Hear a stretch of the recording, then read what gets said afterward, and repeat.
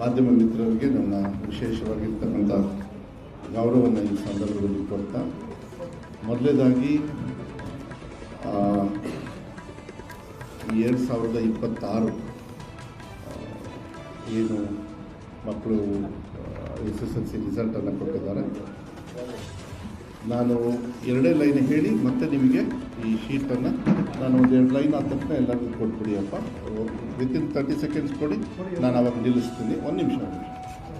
ನಾನು ಒಂದು ಮಾತನ್ನು ಹೇಳಲಿಕ್ಕೆ ಇಷ್ಟಪಡ್ತೀನಿ. ಮತ್ತೆ PUCಯಲ್ಲಿ ಯಾವ ರೀತಿ ನಾವು ಹಿಸ್ಟಾರಿಕಲ್ ರಿಸಲ್ಟನ್ನು ಕೊಟ್ಟಿದ್ದೀವಿ, ಈ ಸತಿನೂ ಕೂಡ ಅದೇ ರೀತಿ ಭಾಳ ಒಂದು ಅದ್ಭುತವಾಗಿ ನಮ್ಮ ಮಕ್ಕಳು ಇವತ್ತು ರಿಸಲ್ಟ್ಸನ್ನು ಕೊಟ್ಟಿದ್ದಾರೆ.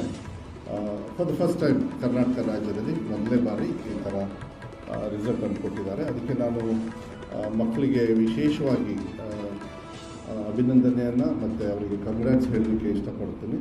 ಪೇರೆಂಟ್ಸಿಗೂ ಕೂಡ, ಯಾಕಂದರೆ ಈ ಸತಿ ಪೇರೆಂಟ್ಸು ಕೂಡ ನಮಗೆ ಸಹಕಾರ ಮಾಡಿದ್ರು. For the first time parents teachers meeting ಎಲ್ಲ ಮಾಡಿದ್ರು. ಅದಕ್ಕೆ ನಮ್ಮ ಸರ್ಕಾರದ ವತಿಯಿಂದ ಅವರಿಗೆಲ್ಲರಿಗೂ ಕೂಡ ಧನ್ಯವಾದಗಳನ್ನು, ಮತ್ತು ಎಲ್ಲ ನಮ್ಮ ಜೊತೆ ಇರ್ತಕ್ಕಂಥ ಎಲ್ಲ ಸೀನಿಯರ್ ಆಫೀಸರ್ಸ್ ಇರ್ಬೋದು, ಮತ್ತು ಎಲ್ಲ DDPI, BO, teachers, CRP, DRP ಅವ್ರಿಗೂ ಕೂಡ ನಾನು ಧನ್ಯವಾದಗಳನ್ನು. ಬಿಕಾಸ್ ನಾವೇನು ಹೇಳಿದ್ವಿ ಒಂದನ್ನು ಕೂಡ ನಾವು 100 ಪಾಯಿಂಟ್ ಏನು ಹಾಕಿದ್ವಿ, ಆ 100 ಪಾಯಿಂಟಿಗೂ ಕೂಡ ಅವರು ಆ ವಿಚಾರಗಳನ್ನು ನಮಗೆ ಸಹಕಾರವನ್ನು ಮಾಡಿದ್ದಾರೆ.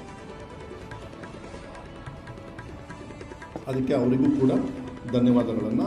ಮತ್ತು ಈಗ ಮಕ್ಕಳಿಗೆ 11:50ಕ್ಕೆ ಎಲ್ಲ ಮಕ್ಕಳಿಗೂ ಕೂಡ ಡೈರೆಕ್ಟಾಗಿ SMS ಮೂಲಕ, ವಾಟ್ಸಪ್ ಮೂಲಕ ಅವರಿಗೆ ರಿಸಲ್ಟನ್ನು ಈಗಾಗಲೇ ಕಳಿಸಲಾಗಿದೆ.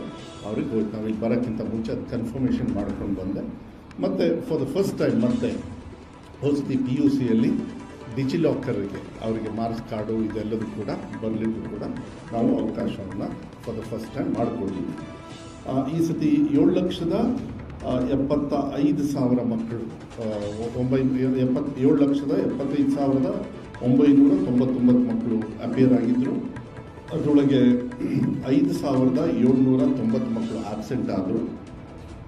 99.2% ಎಕ್ಸಾಮಿನೇಷನ್ನ ತಗೊಂಡಿದ್ದಾರೆ ಈ ವರ್ಷ. ಮತ್ತು ಇವ್ಯಾಲ್ಯುವೇಷನ್ ಸೆಂಟರು 235 ಡಿಸ್ಟ್ರಿಕ್ಟಲ್ಲಿ ನಾವು ಮಾಡಿದ್ವಿ. ಈಗ ನಾನು ಸ್ಟ್ರೇಟಾಗಿ ಫಸ್ಟು ರಿಸಲ್ಟನ್ನು ಕೊಟ್ಬಿಡ್ತೀನಿ. ದಯವಿಟ್ಟು ಎಲ್ಲರಿಗೂ ಕೊಡಿಯಪ್ಪ. ಈ ಸತಿ ಫಸ್ಟ್ ಎಕ್ಸಾಮಲ್ಲಿ, ಸೆಕೆಂಡ್ ಎಕ್ಸಾಮ್ ಬಗ್ಗೆ ಅದ್ರ ಬಗ್ಗೆ ಎಲ್ಲ ಆಮೇಲೆ ಮಾತಾಡ್ತೀನಿ. ಫಸ್ಟ್ ಎಕ್ಸಾಮಲ್ಲಿ ರಾಜ್ಯ ಮಟ್ಟದಲ್ಲಿ 7,70,209 ಮಕ್ಕಳಲ್ಲಿ 7,24,794 ಮಕ್ಕಳು ಪಾಸ್ ಆಗಿದ್ದಾರೆ. ಎಲ್ಲ ಕೊಡ್ತಾರೆ ಅದನ್ನು ಫಸ್ಟ್ ಪೇಜಲ್ಲಿ. ಓಕೆ, 7,70,209 ಜನರು ಮಕ್ಕಳು ಎಕ್ಸಾಮ್ ತಗೊಂಡ್ರು. ನಾ ಹೇಳ್ತಾ ಇರ್ತೀನಿ, ಕೊಡಪ್ಪ ನೀವೆಲ್ಲ ಅಲ್ಲಿ ಇನ್ನೊಂದಿಬ್ಬರನ್ನ ಇಟ್ಕೋಬೇಕು ಯಾವಾಗಲೂ, ಪಾಪ ಅವ್ರು ಕಾಯ್ತಾ ಇರ್ತಾರೆ. ಅಪಿಯರ್ಡು 7,70,209, ಪಾಸ್ಟು 7,24,794. ಈ ಸತಿ ಪರ್ಸೆಂಟೇಜು ಅಚೀವ್ ಮಾಡಿರೋದು 91.1%, 94.1%.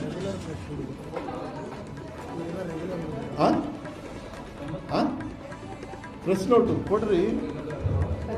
ಇಲ್ಲ ಇದೆ ಕೊಡಿ, ಯಾಕೆ ಬೇಗ ಕೊಡಿ. No, you should have 4 people.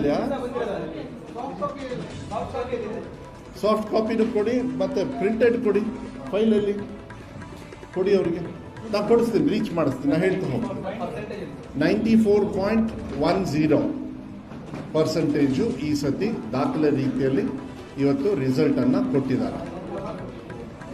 ಕೊಡಿಯಪ್ಪ. ಏನಾದ್ರು ಶಾರ್ಟೇಜ್ ಇದ್ದರೆ ಇನ್ನೊಂದು ಸ್ವಲ್ಪ ಮಾಡಿಸಿ ಅವ್ರು ಪಕ್ಕ ಶೇರ್ ಮಾಡ್ತಾರೆ. ಓಕೆ, 1 ನಿಮಿಷ ನಾನು ನಿಲ್ಲಿಸ್ತೀನಿ, ಬೇಕಾರೆ ಕೊಟ್ಬಿಡಿ ಎಲ್ಲ. ಶಬತ್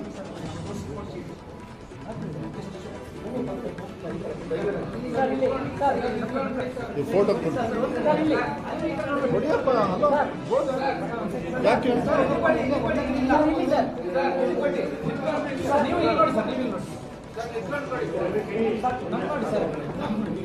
ಅಯ್ಯೋ ಯಾರನ್ನಪ್ಪ ನೋಡಿ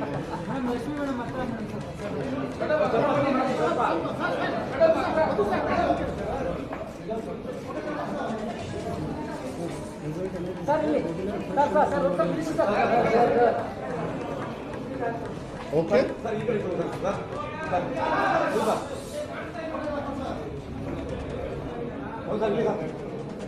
ಓಕೆನಾ ಓಕೆ ವಿಲ್ ಸ್ಟಾರ್ಟ್. ಆಮೇಲೆ ದಯವಿಟ್ಟು ನನಗೊಂದು ಸಹಕಾರ ಮಾಡಿ, ನಾನು ಚಾರ್ಟ್ ವೈಸ್ ಹೋಗ್ತೀನಿ. ನಿಮ್ಮ ಹತ್ರ ಏನಿದೆ ಅದೇ ಥರ, ಯಾಕೆಂದರೆ ನೀವು ಬೇಕಾದ್ರೆ ಯಾಕೆಂದರೆ ಮೆಸೇಜ್ ಕಳಿಸ್ತಾ ಇರ್ತೀರ, ಕ್ವೆಶನ್ಸ್ನ ಆಮೇಲೆ ತೊಗೊಳ್ತೀನಿ. ದಯವಿಟ್ಟು ಪ್ಲೀಸ್ ನನಗೆ ಅದೊಂದು ಸಹಕಾರ ಮಾಡಿ ಪ್ಲೀಸ್, ಎಲ್ಲದಕ್ಕೂ ಉತ್ತರ ಕೊಡ್ತೀನಿ. ಆಮೇಲೆ ಲಾಸ್ಟ್ ಇಯರ್ ನೋಡಿ, ಇದರಲ್ಲಿ ನಾನು ಒಂದು ಹೇಳಲಿಕ್ಕೆ ಇಷ್ಟಪಡ್ತೀನಿ, ಧನ್ಯವಾದಗಳನ್ನು ಕೂಡ ಹೇಳಲಿಕ್ಕೆ ಇಷ್ಟಪಡ್ತೀನಿ. ಯಾಕೆ ನನ್ನ ಮಕ್ಕಳು ಎಷ್ಟು ಜನರು ಅಪಿಯರ್ ಆದರು ಅಂತ ಹೇಳೋದಕ್ಕೆ, ಹೋದ ಸತಿ 97% ಮಾತ್ರ ಅಪಿಯರ್ ಆಗಿದ್ರು ಮಕ್ಕಳು. ಇದು ಬಂದ್ಬಿಡ್ತಾರೆ, ಏನೋ ತಗೊಬಿಡ್ತಾರೆ, ಎಕ್ಸಾಮು ಬರಲ್ಲ, ಆಬ್ಸೆಂಟ್ ಆಗಿಬಿಡ್ತಾರೆ. ಸೊ ಈ ಸತಿ 2% ಜಾಸ್ತಿ ಆಗಿದೆ, ಅಂದರೆ 2%, ಅಂದರೆ ಹೋದ ಸತಿ 97% ಇತ್ತು. ಈ ಸತಿ ಎಕ್ಸಾಮಿನೇಷನ್ ತಗೊಂಡಿರೋದು ಶ್ರೀನಿವಾಸ್ ಅವರೇ 90.2, ಅಂದರೆ ಮಕ್ಕಳನ್ನ ಕರ್ಕೊಂಡು ಬಂದಿದ್ದೀವಿ, ಬಿಡಲಿಲ್ಲ ಹಗಲು ರಾತ್ರಿ. ಒಂದು ಎಕ್ಸಾಂಪಲ್ ಕೊಡ್ಲಿಕ್ಕೆ ಇಷ್ಟಪಡ್ತೀನಿ. DDP ಅವರು ಶಿವಮೊಗ್ಗದಲ್ಲಿ ತಂದೆ ತೀರ್ಕೊಂಡು ಹೋಗ್ತಾರೆ, ಹಿಂದಿನ ದಿವಸ ತಂದೆ ತೀರ್ಕೊಂಡು ಹೋಗ್ತಾರೆ. ಆದರೆ DDPI ಮನೆಗೆ ಹೋಗಿ ಆ ಮಗನ ಕನ್ವಿನ್ಸ್ ಮಾಡಿ ಧೈರ್ಯವಾಗಿ ಬಾರಪ್ಪ ಅಂತ ಹೇಳಿ ಎಕ್ಸಾಮಿನೇಷನ್ ಕರ್ಕೊಂಡೋಗಿ ಅವ್ರ ಜೀಪಲ್ಲಿ ಮತ್ತೆ ವಾಪಸ್ ಬರ್ತಿದ್ದಾರೆ. ಅಂದರೆ ನಮಗೇನೇನು ನಮಗೆ ತಿಳುವಳಿಕೆ ನಮ್ಮ ಗಮನಕ್ಕೆ ಬಂದಿದೆ, ನಮ್ಮ ಇಲಾಖೆಯವ್ರಿಗೆ ಹೇಳಿದ್ವಿ, ಯಾವುದೇ ಕಾರಣಕ್ಕೂ ಮಕ್ಕಳನ್ನು ಮನೇಲಿ ಬಿಡಕ್ಕೆ ಹೋಗಬೇಡಿ. ಯಾಕಂದರೆ ಒಂದು ವರ್ಷ ಹೋಯಿತು ಅಂದರೆ ಪಾಸು ಫೇಲು ಆಮೇಲೆ ಆಗುತ್ತೆ, ಯಾಕೆಂದರೆ ಫೇಲ್ ಆಗೋದು ಅದೇನು ದೊಡ್ಡ ಇದಲ್ಲ, ಅದು ನ್ಯೂನತೆಗಳು ಬೇಕಾದಷ್ಟು. ಆದರೆ ಮಕ್ಕಳು ಎಕ್ಸಾಮಿಗೆ ಬರಬೇಕು, ಫೇಲು ಪಾಸು ಅನ್ನೋದು ಆಮೇಲೆ ಬರ್ತದೆ ಅಂತೇಳಿ ಅಷ್ಟು ಡೆಪ್ತಾಗಿ ಮಾಡಿದ್ದೀನಿ. ಅದಕ್ಕೆ ನಾನು ಇಲಾಖೆಯವರಿಗೆ ತುಂಬ ಧನ್ಯವಾದಗಳನ್ನು, ಶಾಸಕರಿಗೆ, ಮಿನಿಸ್ಟರ್ಸಿಗೆ ಎಲ್ಲರಿಗೂ ಕೂಡ ಧನ್ಯವಾದಗಳನ್ನು ಹೇಳಲಿಕ್ಕೆ ಇಷ್ಟಪಡ್ತೀನಿ. ಅವ್ರಿಗೂ ಕೂಡ ನಾನು ಪತ್ರ ಬರ್ತಿದ್ದೆ. ನೋಡಿ, ನೆಕ್ಸ್ಟ್ ಭಾಳ ಮುಖ್ಯ, ಅದೇ ಫಸ್ಟ್ ಪೇಜಲ್ಲಿ ಭಾಳ ಮುಖ್ಯ ಏನು ಅಂತ ಹೇಳಿದರೆ ಗರ್ಲ್ಸ್ ಆ್ಯಂಡ್ ಬಾಯ್ಸ್. ಈ ಸತಿ ಗರ್ಲ್ಸು ಕೂಡ ಟಾಪರೇ, ನಾನಿಲ್ಲ ಅಂತ ಹೇಳಲ್ಲ. ಆದರೆ ನಾನು ವಿಶೇಷವಾಗಿ ಬಾಯ್ಸಿಗೆ ನಾನು ಕಂಗ್ರ್ಯಾಚುಲೇಷನ್ ಹೇಳಲಿಕ್ಕೆ ಇಷ್ಟಪಡ್ತೀನಿ. ಈಗ ನಾನು ಹೋಲಿಕೆ ಮಾಡಿರೋದು ಹೋದ ಸತಿ ಎಲ್ಲ 3 ಎಕ್ಸಾಮಿಗೆ. ನೋಡಿ, ಅಲ್ಲಿದೆ ಆಲ್ 3 ಎಕ್ಸಾಮ್ಸ್ ಅಂತ. ಯಾಕೆಂದರೆ ನಮ್ಮ ಟಾರ್ಗೆಟ್ ಇದ್ದಿದ್ದು ಮಕ್ಕಳಿಗೆ ಕೆಪಾಸಿಟಿ ಇದೆ 3 ಎಕ್ಸಾಮಲ್ಲಿ. ಸೊ 3 ಎಕ್ಸಾಮ್ನ ನೀವು ಬೀಟ್ ಮಾಡಲೇಬೇಕು ಅಂತ ಇಲಾಖೆಯಲ್ಲಿ ನಾವು ಟಾರ್ಗೆಟ್ ತೊಗೊಂಡು ಕೊಟ್ವಿ. So girls are number 1. But I am very happy. ಬಾಯ್ಸಿಗೆ ಕಂಗ್ರ್ಯಾಚುಲೇಷನ್ ಹೇಳೋಕ್ಕೆ ಇಷ್ಟಪಡ್ತೀನಿ. ಪರ್ಸೆಂಟೇಜ್ ಆಫ್ ಇನ್ಕ್ರೀಸಲ್ಲಿ ಗರ್ಲ್ಸ್ ಅವರು 10% ಆಗಿದೆ. ಅಚೀವಿಂಗ್ 96% ಅವ್ರು ಅಚೀವ್ ಮಾಡಿದ್ದಾರೆ ಸಕ್ಸಸ್ನ. ಬಾಯ್ಸಿಗೆ ಏನು ಅವ್ರು 74 ಇದ್ರು ಹೋದ ಸತಿ 3 ಎಕ್ಸಾಮು ಸೇರಿ, ಈ ಸತಿ ಅವರು 91.94, ಅಂದರೆ 92% ಅವರು ಸಕ್ಸಸ್ಸನ್ನು ಕೊಟ್ಟಿದ್ದಾರೆ. ಅದಕ್ಕೆ ವಿಶೇಷವಾಗಿ ಬಾಯ್ಸಿಗೂ ಕೂಡ ನಾನು, ಗಂಡು ಮಕ್ಕಳಿಗೂ ಕೂಡ ನಾನು ಧನ್ಯವಾದಗಳನ್ನು ಹೇಳಲಿಕ್ಕೆ ಇಷ್ಟಪಡ್ತೀನಿ. 17% ಅವರು ಜಾಸ್ತಿ ರಿಸಲ್ಟನ್ನು ಕೊಟ್ಟಿದ್ದಾರೆ ಅನ್ನೋದನ್ನ ನಾನು ಹೇಳಲಿಕ್ಕೆ ಇಷ್ಟಪಡ್ತೀನಿ. ಅದಕ್ಕೆ ಅವರಿಗೂ ಕೂಡ ಶುಭಾಶಯಗಳನ್ನು ಹೇಳಲಿಕ್ಕೆ ಇಷ್ಟಪಡ್ತೀನಿ. ಅದ್ರ ಜೊತೆಗೆ ನೆಕ್ಸ್ಟ್ ಪೇಜಲ್ಲಿ ಅರ್ಬನ್, ಹಳ್ಳಿ ಮತ್ತು ಗ್ರಾಮೀಣ ಭಾಗ, ಆ ಇದರೊಳಗೆ ನಾವು ಏನು ಸಿಟಿ ಮತ್ತು ಗ್ರಾಮಾಂತರದ ಬಗ್ಗೆ ನೋಡಿ. ಇದರಲ್ಲೂ ಕೂಡ ಈ ಹೋದ ಸತಿಗೆ 79% ಇತ್ತು ರೂರಲ್ಲು, ಅರ್ಬನ್ನು 80% ಇತ್ತು, ಅಂದರೆ ಸಿಟೀಸಲ್ಲಿ. ಈ ಸತಿ ಅಂದರೆ ಆಲ್ಮೋಸ್ಟ್ ಹೆಚ್ಚು ಕಮ್ಮಿ ಈಕ್ವಲ್ ಇತ್ತು. ಈ ಸತಿಗೆ ನನಗೆ ಭಾಳ ಸಂತೋಷ ಏನು ಅಂತ ಹೇಳಿದರೆ, ಗ್ರಾಮಾಂತರ ಭಾಗದ ಮಕ್ಕಳು 94% ರೀಚ್ ಆಗಿದ್ದಾರೆ. ಡಿಫ್ರೆನ್ಸ್ ಆಫ್ 14% ಜಾಸ್ತಿ ಮಾಡಿದ್ದಾರೆ. ಗ್ರಾಮಾಂತರದಲ್ಲಿ ಹಳ್ಳಿ ಮಕ್ಕಳು 14% ಅವ್ರ ರಿಸಲ್ಟ್ನ ಇನ್ಕ್ರೀಸ್ ಮಾಡ್ಕೊಂಡಿದ್ದಾರೆ. ಸಿಟೀಸಲ್ಲಿ ಅವರು 12% ಇನ್ಕ್ರೀಸ್ ಮಾಡಿದ್ದಾರೆ. ಇಲ್ಲೂ ಕೂಡ ಗ್ರಾಮಾಂತರ ಮಕ್ಕಳು ಭಾಳ ಸಕ್ಸಸ್ನ ತೋರಿಸಿರ್ತಕ್ಕಂಥದ್ದು. ಅದ್ರ next school management versus regular freshers ಅಂತ ಹೇಳಿ, ಅಂದರೆ ಗೌರ್ಮೆಂಟು, ಏಡೆಡು ಮತ್ತು ಅನ್ಏಡೆಡ್. ಇಲ್ಲಿ ನೋಡಿ, ಲಾಸ್ಟ್ ಟೈಮಿಗೆ ಮತ್ತು ಈ ಸತಿಗೆ ನಾವು ಗೌರ್ಮೆಂಟ್ ಶಾಲೆಯಲ್ಲಿ, ಯಾಕೆಂದರೆ ನಾವು ಯಾವಾಗಲೂ ಕೂಡ ಟೀಕೆಗೆ ಒಳಪಡ್ತಾ ಇದ್ವಿ. ಸರ್ಕಾರಿ ಶಾಲೆಯಲ್ಲಿ ಸ್ವಲ್ಪ ನಾವು ರಿಸಲ್ಟ್ಸ್ ಎಲ್ಲ ಭಾಳ ಕಮ್ಮಿ ಇತ್ತು, ಮಕ್ಕಳು ಫೇಲ್ ಆಗ್ತಾರೆ, ಅದಕ್ಕೆ ಸರ್ಕಾರಿ ಶಾಲೆಗೆ ಅಡ್ಮಿಷನ್ ಬರೋಲ್ಲ ಅಂತ. ಆದರೆ ಇವತ್ತಿಂದ ಅದು ಬದಲಾವಣೆಯನ್ನು ಈ ಮಕ್ಕಳು ತೋರಿಸಿದ್ದಾರೆ. ಯಾಕೆ ಅಂತ ಹೇಳಿದರೆ, ಈ ಸತಿ ಸರ್ಕಾರಿ ಶಾಲೆಯಲ್ಲಿ 93.97 ಅಂದರೆ ಹೆಚ್ಚು ಕಮ್ಮಿ 94% ಸರ್ಕಾರಿ ಶಾಲೆಯಲ್ಲಿ ಅಚೀವ್ ಮಾಡಿದ್ದಾರೆ. ಹೋದ ಸತಿ 77 ಇತ್ತು, ಈ ಸತಿಗೆ ಆ ಸತಿಗೆ ಡಿಫ್ರೆನ್ಸ್ ನೋಡಿದರೆ 16.82 ಇದೆ. ಅಂದರೆ ಸರ್ಕಾರಿ ಶಾಲೆ ಇಂಪ್ರೂವ್ಮೆಂಟ್ ಮಾಡಿರಲ್ಲಿ ಸುಮಾರು 16%. ಏಡೆಡ್ ಪಾಪ ಅವರು ಕೂಡ ಈ ಸತಿ ಎಲ್ಲ ರಿಕ್ರೂಟ್ಮೆಂಟ್ ಎಲ್ಲ ಕಾನ್ಫಿಡೆನ್ಸ್ ಕೊಟ್ಟಿದ್ದೀವಿ ಅವರಿಗೆ, ಅವರು ಕೂಡ ಒಂದು ವಿಶ್ವಾಸದಲ್ಲಿದ್ದಾರೆ. ರಿಕ್ರೂಟ್ಮೆಂಟ್ ನಾಳೆ ಇಂಟರ್ನಲ್ ರಿಸರ್ವೇಷನ್ದು ತೀರ್ಮಾನ ಆದಮೇಲೆ, ನಾಳೆನೋ ನಾಡ್ದು ಯಾವಾಗ ತೀರ್ಮಾನ ಆಗುತ್ತೋ ಅದಾದ ತಕ್ಷಣ ಏಡೆಡ್ ಅವ್ರಿಗೂ ನಾವು ಕೊಟ್ಬಿಟ್ರೆ ಅವರು ಕೂಡ ಮೇನ್ ಸ್ಟ್ರೀಮಿಗೆ ಬರ್ತಾರೆ. ಈ ಸತಿ ಅವರು ಕೂಡ ಇಂಪ್ರೂವ್ಮೆಂಟ್ ದಯವಿಟ್ಟು ಒಂದು ನೆನಪಿಡ್ಕೋಬೇಕು. ಹೋದ ಸತಿ ಅವ್ರು ಥರ್ಡ್ ಪ್ಲೇಸಲ್ಲಿ ಇದ್ದರು, ಗೌರ್ಮೆಂಟ್ ಸೆಕೆಂಡ್ ಪ್ಲೇಸಲ್ಲಿ ಬಂದಿತ್ತು SSLC ರಿಸಲ್ಟಲ್ಲಿ.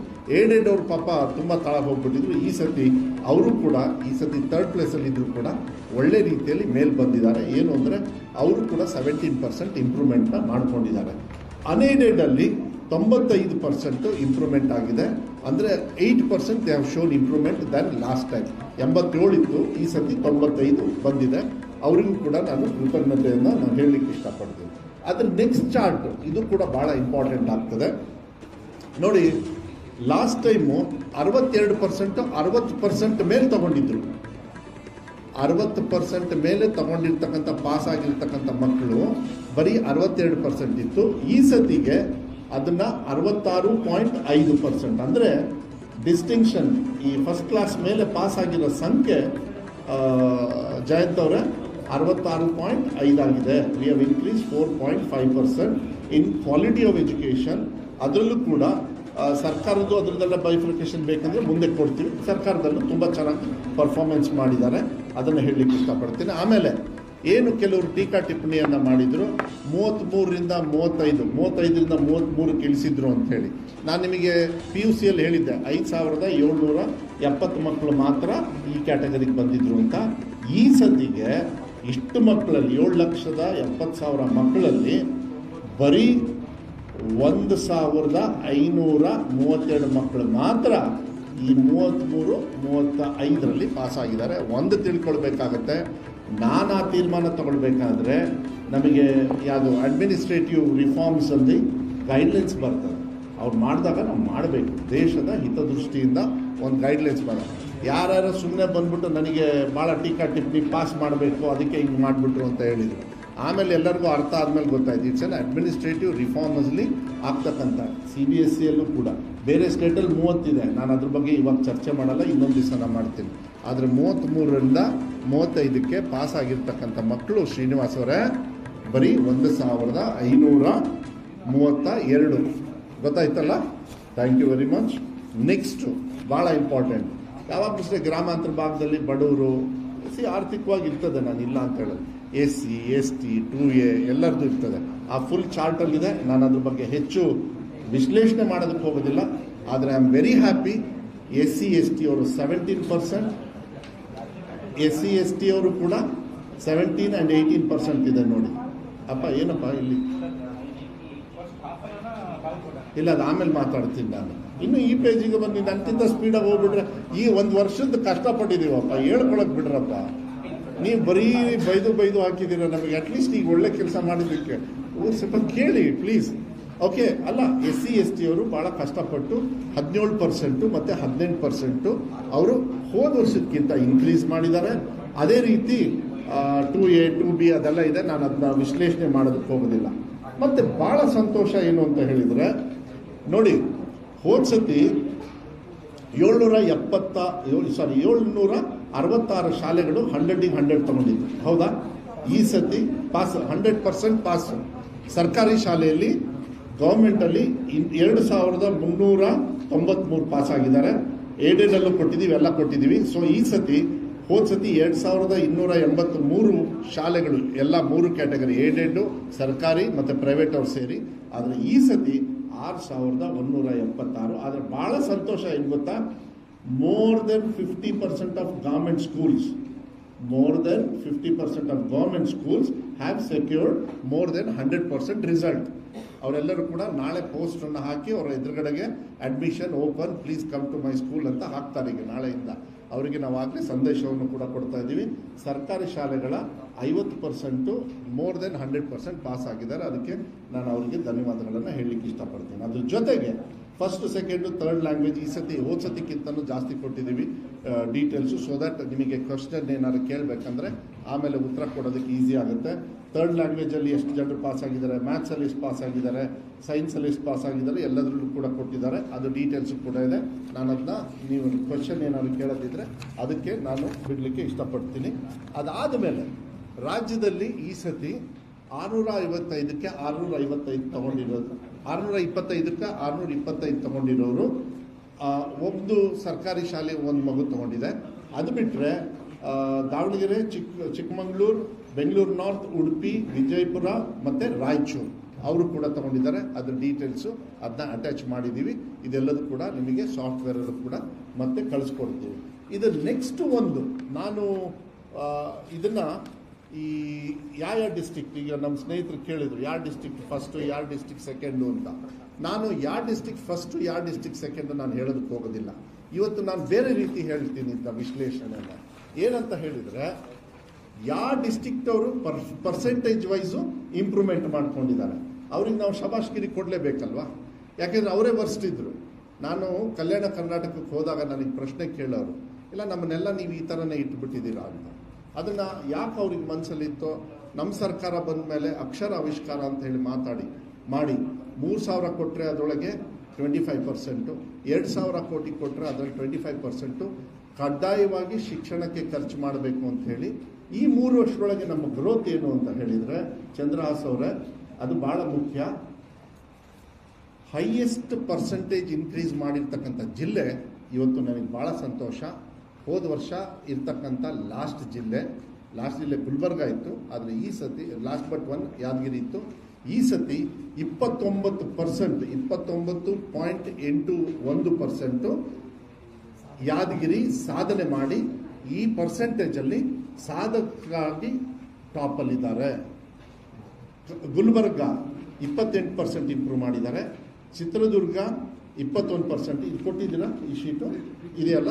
ಸೊ ನೀವು ದಯವಿಟ್ಟು ನಾನು ಮಾಧ್ಯಮದವರಿಗೆ ಮನವಿಯನ್ನು ಮಾಡಲಿಕ್ಕೆ ಇಷ್ಟಪಡ್ತೀನಿ. ಉಡುಪಿ ಮಂಗಳೂರೇ ಫಸ್ಟು ಬೇಡ, ಪರವಾಗಿಲ್ಲ, ಅವರು ಫಸ್ಟೇ ರ್ಯಾಂಕಲ್ಲಿ ಫಸ್ಟು. ಅವ್ರು ನೋಡಿ 3.99. ಯಾಕೆಂದರೆ ಅವ್ರು ಹೋದ ಸತಿನೇ 94% ಅಚೀವ್ ಮಾಡಿಬಿಟ್ಟಿದ್ರು, ಸ್ಯಾಚುರೇಟ್ ಆಗಿಬಿಟ್ಟಿತ್ತು.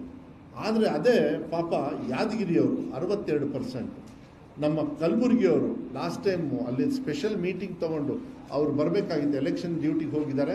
ನನ್ನ ಜೊತೆಗೆ ಇಲ್ಲಿ ಬೆಳಗಾಂ ಕಮಿಷನರು ಕೂಡ ಕೂತ್ಕೊಂಡಿದ್ದಾರೆ, ನಮ್ಮ ಬೇರೆ ಅಧಿಕಾರಿಗಳ ಜೊತೆಗೆ ಕಮಿಷನರ್ ಇದ್ದಾರೆ, ಎಲ್ಲರ ಜೊತೆನೂ ಇದ್ದಾರೆ.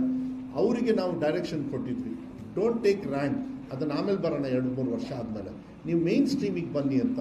ಅದನ್ನು ಅಚೀವ್ ಮಾಡಿದ್ದಾರೆ. I am very happy. ಅವರೆಲ್ಲರೂ ಕೂಡ ಮೇನ್ ಸ್ಟ್ರೀಮಿಗೆ ಬಂದಿದ್ದಾರೆ. ರೈಟ್ ಸೈಡ್ ಕಾಲಮಲ್ಲಿ ನಾವು ಡೀಟೇಲ್ಸ್ನು ಕೂಡ ನಿಮಗೆ ಕೊಟ್ಟಿರ್ತಕ್ಕಂಥದ್ದು ಇದೆ. ಅದ್ರ ಜೊತೆಗೆ ಒಂದು ಎಕ್ಸಾಮ್ 2 ಎಕ್ಸಾಮ್ದು ಅದು ಡೀಟೇಲ್ಸ್ ಇದೆಯಾ ಬಂತ, ಅದು ಬರ್ಕೊಟ್ರ ಕೊಡಿ. ಹಾಂ, ಈಗ ನೆಕ್ಸ್ಟು ನೋಡಿ, ಇದು ಲಾಸ್ಟ್ ಟೈಮು ಕೂಡ ನಾವು ಹೆಂಗೆ ನಮ್ಮ ಡಿಪಾರ್ಟ್ಮೆಂಟಲ್ಲಿ ನಮ್ಮ ಟೀಚಿಂಗು ಸಬ್ಜೆಕ್ಟ್ ವೈಸು ಅವ್ರಿಗೆ ಯಾವ ರೀತಿ ನೀವು ನೋಡಿ ನಿಮ್ಮ ಜವಾಬ್ದಾರಿ, ನೀವು ಯಾಕೆ ಹಿಂದೆ ಇದ್ದೀರಾ. ನಾನು ನಮ್ಮ ACS ಅವರಿಗೆ, ಪ್ರಿನ್ಸಿಪಲ್ ಸೆಕ್ರೆಟರಿ ಅವರಿಗೆ, ಕಮಿಷನರಿಗೆ ಮಾತಾಡಬೇಕಾದ್ರೆ ಇಡೀ ರಾಜ್ಯದಲ್ಲಿ 42,000 46,000 ಶಾಲೆದು ಕಷ್ಟ ಆಗುತ್ತೆ. But I talk to them in a different language. ಅದು ಲಾಸ್ಟ್ ಟೈಮ್ ಕೂಡ ನಾನು ನಿಮಗೆ ಹೇಳಿದ್ದೆ. ನೋಡಿ, ಒಂದು ಸಬ್ಜೆಕ್ಟಲ್ಲಿ 2000 ಏನು ಎಲ್ಲಿದೆ, ಒಂದು ಸಬ್ಜೆಕ್ಟಲ್ಲಿ ಫೇಲ್ ಆಗಿದ್ದು ಹೋದ ಸತಿ 15,000 ಮಕ್ಕಳು. ಅದು ಕೊಟ್ಟಿದ್ದೀರಾ? ಅವ್ರು ಈ ಶೀಟ್ ಕೊಟ್ಟಿದ್ದೀರಾ? ಈ ಶೀಟ್ ಮೋಸ್ಟ್ಲಿ ಬಂದಿಲ್ಲ, ಬಟ್ ನೀವು ಬರ್ಕೋಬೋದು. ಇದನ್ನ ಬೇಕಾದ್ರೆ ಆಮೇಲೆ ಶೇರ್ ಮಾಡೋಕ್ಕೆ ಹೇಳ್ತೀನಿ. ಇದೊಂದು ಶೇರ್ ಮಾಡಿ ಜೆರಾಕ್ಸ್ ಮಾಡಿಬಿಟ್ಟು ಕೊಡಿ. ಇದು ಭಾಳ ಇಂಪಾರ್ಟೆಂಟು. ಏನು ಅಂದರೆ, ನಾಟ್ ಕ್ಲಿಯರ್, ಒಂದು ಸಬ್ಜೆಕ್ಟಲ್ಲಿ ಫೇಲ್ ಆದವರು ಈ ಸತಿ 20,000 ಇದ್ದಾರೆ. ಹೋದ ಸತಿಕ್ಕಿಂತನೂ ಜಾಸ್ತಿ ಇದೆ. ನಾನು ಒಪ್ಕೊಳ್ತೀನಿ. ಅದನ್ನು ಯಾವ ರೀತಿ ಸರಿ ಮಾಡಬೇಕಂತ ಈಗಾಗಲೇ ನಾವು ಡಿಸ್ಕಸ್ ಮಾಡಿ. ಬಟ್ ಹೋದ ಸತಿ ಬರೀ 15,000 ಇದ್ರು ಅಷ್ಟೇ ಒಂದು ಸಬ್ಜೆಕ್ಟಲ್ಲಿ ಫೇಲ್ ಆದರು. ಅದೇ ಚೇಂಜ್ ಆಗುತ್ತೆ. 2 ಸಬ್ಜೆಕ್ಟಲ್ಲಿ ಫೇಲ್ ಆದವರು ಹೋದ ಸತಿ 28,000 ಇದ್ರು. 2 ಸಬ್ಜೆಕ್ಟಲ್ಲಿ ಫೇಲ್ ಆದರು. ಈ ಸತಿ 10,500 ಇದ್ದಾರೆ. 10,500. 3 ಸಬ್ಜೆಕ್ಟಲ್ಲಿ ಫೇಲ್ ಆದವರು ಹೋದ ಸತಿ 28,000 ಇದ್ದರು 3 ಸಬ್ಜೆಕ್ಟಲ್ಲಿ. ಈ ಸತಿ 6,100 ಮಾತ್ರ ಇದ್ದಾರೆ. 4 ಸಬ್ಜೆಕ್ಟಲ್ಲಿ ಫೇಲ್ ಆದವರು ಹೋದ ಸತಿ 25,000 ಮಕ್ಕಳಿದ್ರು. ಈ ಸತಿ 3,800 ಮಕ್ಕಳು. 5 ಸಬ್ಜೆಕ್ಟಲ್ಲಿ ಫೇಲ್ ಆದವರು ಹೋದ ಸತಿ 25,000 ಮಕ್ಕಳಿದ್ರು. ಈ ಸತಿ 2,500 ಮಕ್ಕಳು. 6 ಸಬ್ಜೆಕ್ಟಲ್ಲಿ ಫೇಲ್ ಆದವರು 6 ಸಬ್ಜೆಕ್ಟಲ್ಲಿ ಹೋದ ಸತಿ 37,000 ಇದ್ದರು. ಈ ಸತಿ 7,400 ಇದ್ದಾರೆ.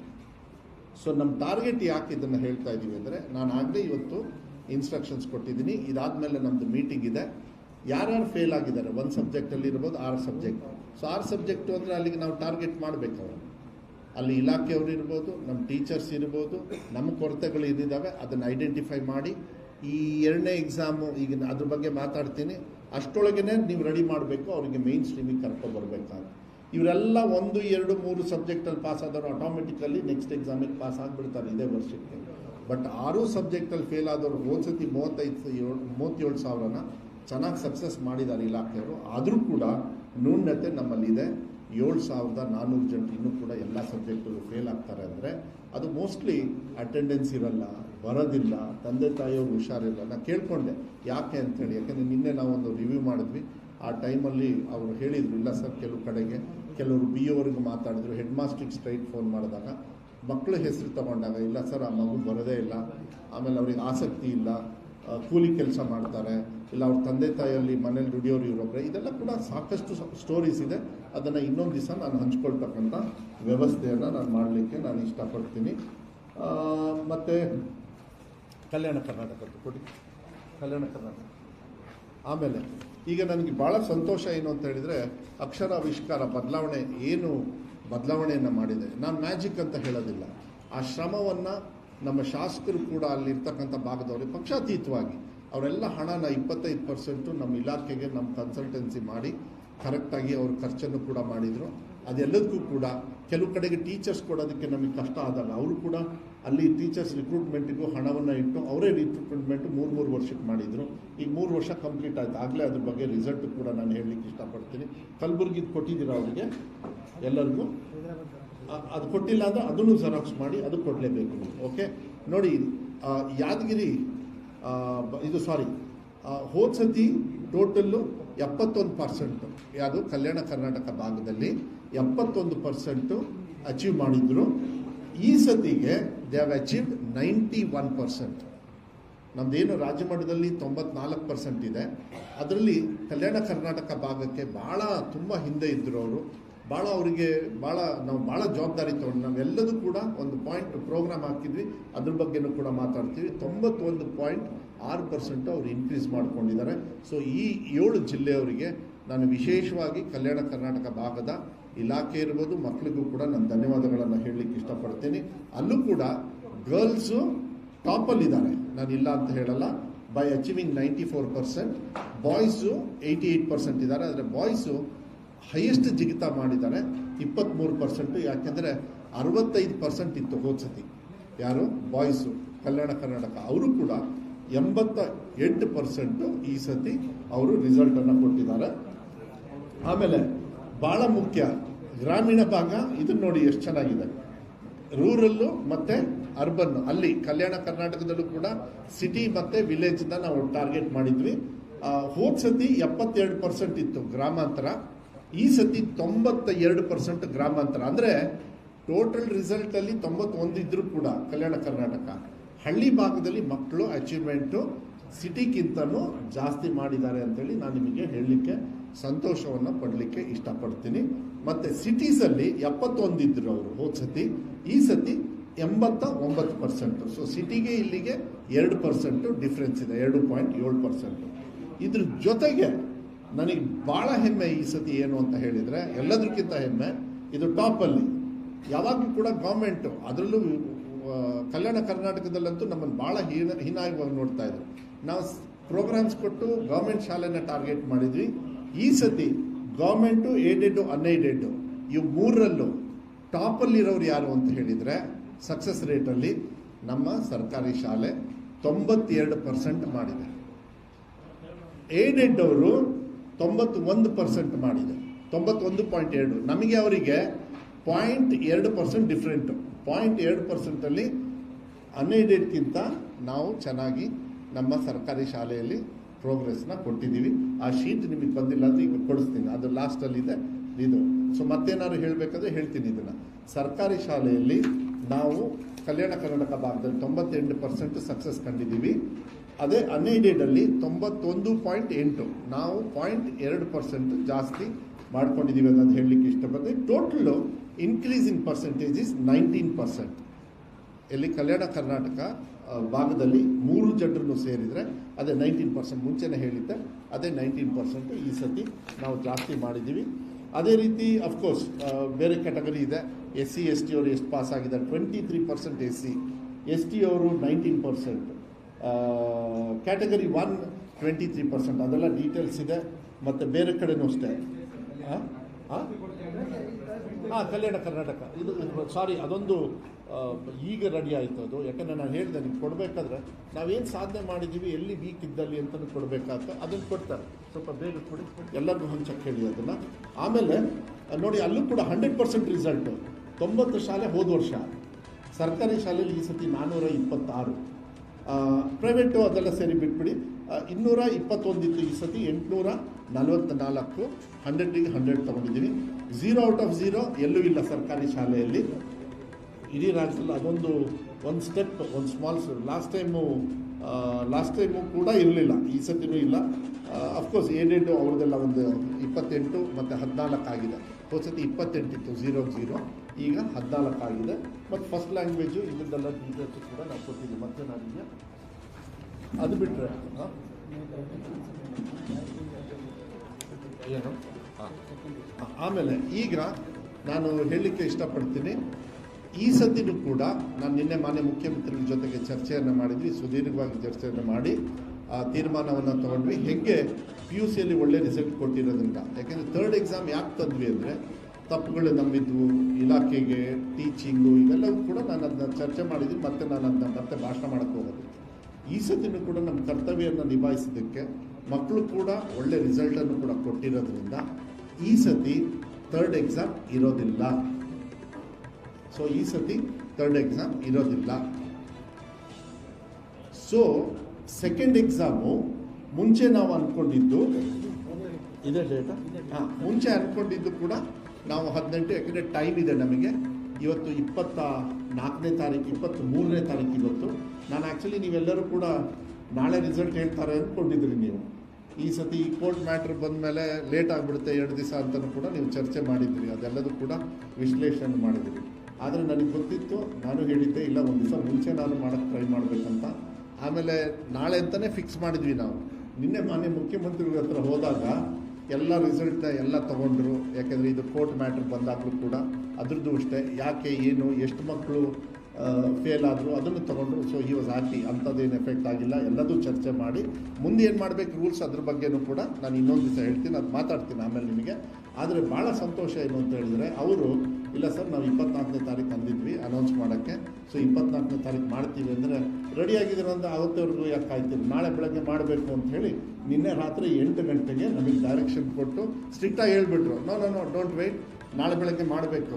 ನಾವು 10 ಗಂಟೆಗೆ ಮಾಡೋಕ್ಕೆ ಟ್ರೈ ಮಾಡಿದ್ವಿ. ಬಟ್ ಕೆಲವೆಲ್ಲ ಈ ಡಿಜಿಲಾಕರು, ಯಾಕೆಂದರೆ ಮಕ್ಕಳಿಗೆಲ್ಲ ಕರೆಕ್ಟಾಗಿ ಮಾಹಿತಿ ಹೋಗಬೇಕಲ್ಲ, ಅದಕ್ಕೋಸ್ಕರ ನಾವು ಲೇಟ್ ಮಾಡಿದ್ವಿ. ಅದರ ಮಾನ್ಯ ಮುಖ್ಯಮಂತ್ರಿಗಳು ಇವತ್ತೇ ಮಾಡಿ ಅಂದಿದ್ದಕ್ಕೆ ಇವತ್ತು ಮಾಡಿದ್ದೀವಿ. ಈಗ 2nd ಎಕ್ಸಾಮ್ ಡೇಟು ಕೂಡ ನಾನು ಹೇಳಲಿಕ್ಕೆ ಇಷ್ಟಪಡ್ತೇನೆ. ಮಾಧ್ಯಮದವ್ರು ದಯವಿಟ್ಟು ಇದನ್ನು ಹಾಕಿ ಮಕ್ಕಳು ಇದು ಉಪಯೋಗ ಮಾಡಿಕೊಳ್ಳಿ. ಫಾರ್ ಇಂಪ್ರೂವ್ಮೆಂಟ್ ಆಫ್ ಎಕ್ಸಾಮ್ನ ಇಂಪ್ರೂವ್ಮೆಂಟ್ ಮಾಡೋದಕ್ಕೆ ಯಾರಾದರೂ ಪಾಸ್ ಆಗಿಲ್ಲ ಅಂತ ಹೇಳಿದರೆ ಏನೇ ಕಾರಣದಲ್ಲಿ ದಯವಿಟ್ಟು ಅವರನ್ನು ಈಗ ನಮ್ಮ ಇಲಾಖೆಯವರು ಕೂಡ ನಾವಾಗಲೇ ಡೈರೆಕ್ಷನ್ ಕೊಟ್ಟಿದ್ದೀವಿ. ನಾಳೆ ಬೆಳಗ್ಗೆಯಿಂದನೇ ಅವರು ಕಾರ್ಯರೂಪಕ್ಕೆ ಬರ್ತಾರೆ.